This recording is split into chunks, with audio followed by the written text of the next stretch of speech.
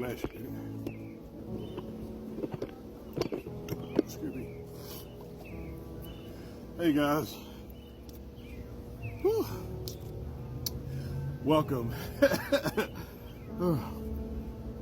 Welcome to JT's Vending Services LLC's YouTube channel. Thank you guys for rocking with us and watching me do my lovely dive. So we're doing a day devotional outside today. In the pool. It's hot. It's about 91 degrees and that's burning up. It is. Now my wife is questioning how hot it is. 85, sir. My car said 91 when I checked. Anyway, hey. Oh, whose car? No! Your car said 91. Let me dry my hands on this. All right, so anyway, we're doing a day devotional in the pool today. Hope you guys have been having a blessed day. We did this all weekend. All we did was swim and swam, because past tense, right? I guess. We were swimming. Let's go swimming. Let's go swimming. Anyway, hope you guys are having a blessed day and being safe. This day devotional for the 19th, May 19th, is going to be entitled Faith Stretching. When, first of all, please don't forget to continue to like, share, and subscribe. If you know anyone that likes to see a comical, weird, outgoing, random dude talk about how he loves Jesus and how blessed his life has been and is by submitting my life to Christ. That's where they're coming, but it'll filter out. Anyway, I guess it likes white. What?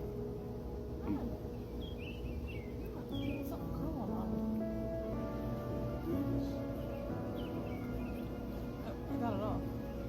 Well, I saw you picking. I thought something got back on. Anyway, so anyway, continue to share, guys. I love you guys. Thank you so much. Let's jump into this day devotion so I can finish getting a swim. It's entitled Faith Stretching. When Jesus looked out and saw that a large crowd had arrived, he said to Philip, "Where can we buy bread to feed these people?" He said this to stretch Philip's faith. He already knew what he was going to do. John chapter 6, verse 5 and 6. Jesus already knew what he was going to do. But again, like I said, he wants us to test and stretch John's faith. So, today's passage is a familiar one.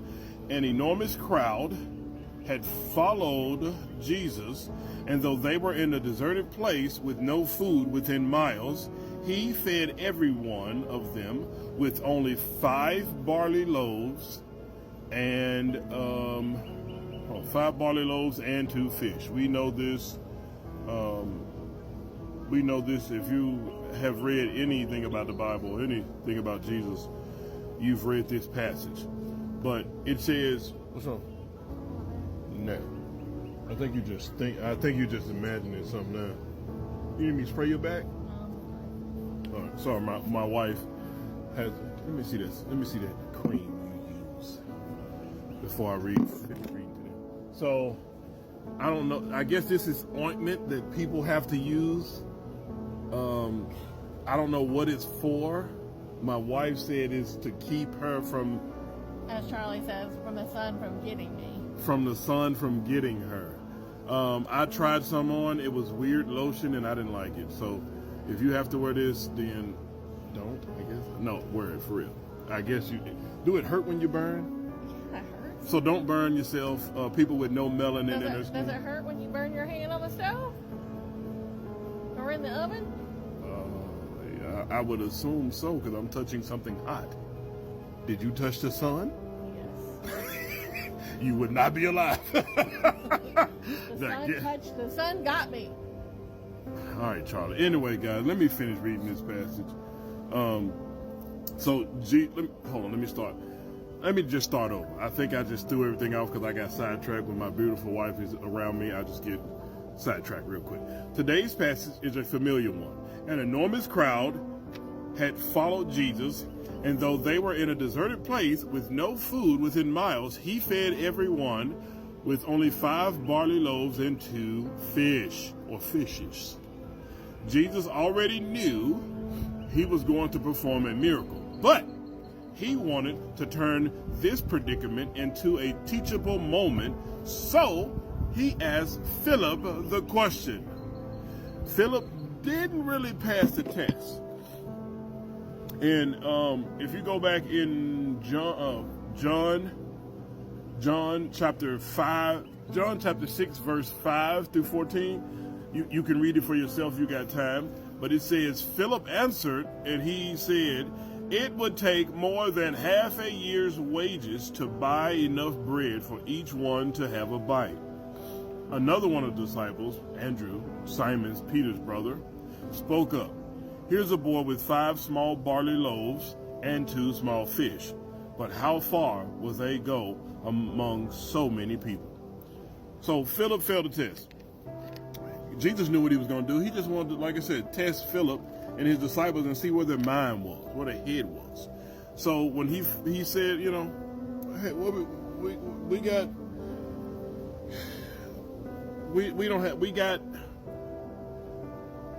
we can spend our half a year's wages and we still wouldn't spend enough to feed all these people. We need to get more.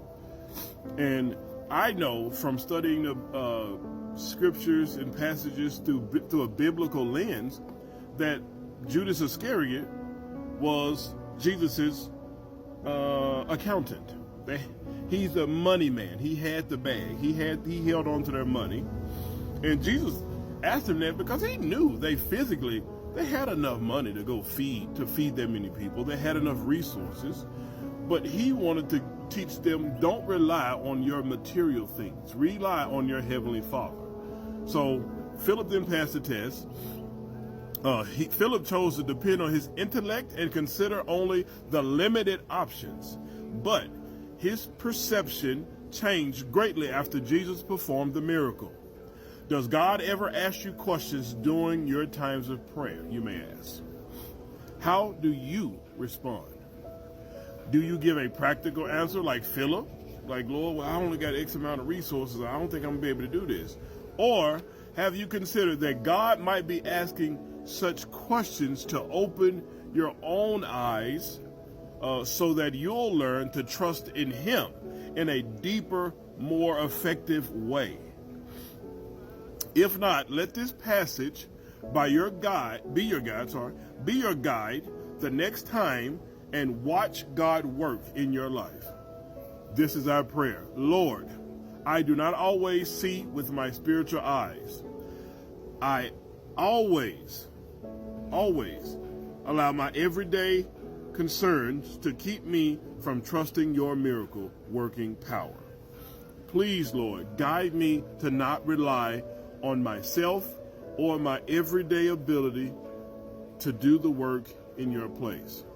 But this passage has taught me that you sometimes allow needs and problems in order to stretch my faith and teach me a lesson. Dear Father, I thank you for allowing me to struggle, because struggle makes me stronger. May God add a blessing to the hearers and the doers of His word. I hope you guys are having a blessed day, man. I really do. I'm out here enjoying some nice weather and pool time with my wife. Because we got a 3-year-old, we rarely get to spend a lot of time together. But I appreciate you guys subscribing to our YouTube channel, checking us out. And, let me show you. I think my jerk son coming.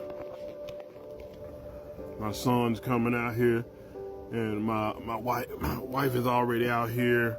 We got the canopy up because I didn't take it down from like this weekend when we had a pool party, an impromptu pool party at that. There go Trey, being a jerk, got his goggles. But we had an impromptu pool party, so bro, Mr. Ryan, everybody came over. It wasn't like we planned to have a pool party. Now my son's upset we had a pool party and he wasn't here. But we didn't plan it. Everybody kind of like, we were playing music like we are now. We were just out here chilling and relaxing. And they came over, they swam. We was like, hey, you want a barbecue? We threw some food on. There's a bug on there. Shake the bug off. Anyway, look, guys, have a blessed day. Please continue to put God first. Anyway, my son's acting crazy. Have a blessed day, guys. And be safe. And au revoir. À bientôt. À la prochaine. I'll see you guys tomorrow. Just pick it.